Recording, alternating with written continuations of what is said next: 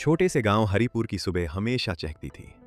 चिड़ियों की चहचहाहट, बहती नदी की कलकल और बच्चों की खिलखिलाहट से।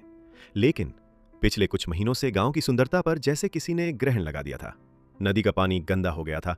किनारों पर प्लास्टिक की थैलियां और बोतलें अटकी पड़ी थीं। खेतों में पौधों की शाखाओं पर रंग बिरंगी प्लास्टिक फंसी रहती थी। गांव के जानवर जो कभी खुले में चरते थे, अब बीमार पड़ने लगे थे।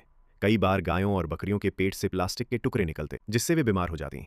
ये सब देखकर सुनील का मन बहुत दुखी हो गया। वो जानता था कि प्लास्टिक सस्ता और सुविधाजनक है, लेकिन ये गांव के लिए, प्रकृति के लिए और यहां तक कि इंसानों के लिए भी बहुत खतरनाक है।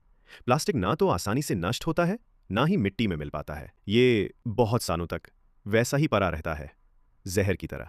सुनील ने अपने दोस्तों राहुल, सीमा और अनिल के साथ मिलकर एक योजना बनाई। उन्होंने सोचा कि अगर गांव के लोग खुद देखेंगे कि प्लास्टिक किस तरह से गांव को नुकसान पहुंचा रहा है, तो शायद वे जागरूक हो जाएं। इसी सोच के साथ उन्होंने प्लास्टिक का भूत नाम का नाटक तैयार किया। नाटक में एक बड़ा सा भूत था, जो सिर से पैर तक प्लास्टिक की थैलियों, बोतलों और रैपरों से बना था।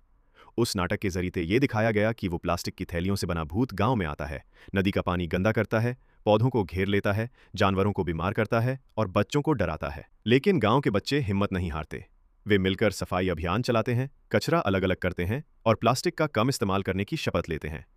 अंत में प्लास्टिक का भूत हार जाता है और गांव फिर से हरा भरा हो जाता है। नाटक ने गांव के लोगों की आंखें खोल दी। अब हर घर में कचरा अलग अलग जमा होने लगा, गीला और सूखा कचरा। गांव के कोनों में गीला और सूखा कचरा वाले डिब्बे लगवाए गए। हर रविवार को सफाई अभियान चलने लगा, जिसमें बच्चे, बर्रे, महिलाएं सब शामिल होते। दुकानदारों ने कपड़े और जूट के थैले देने शुरू कर दिए। धीरे धीरे गांव का रूप बदलने लगा। नदी साफ, पौधे हरे और जानवर स्वस्थ होने लगे। प्लास्टिक के बढ़ते इस्तेमाल से न सिर्फ गांव बल्कि पूरी धरती पर खतरा छा रहा है। प्लास्टिक नष्ट नहीं होता, ये मिट्टी और पानी को जहरीला बना देता है।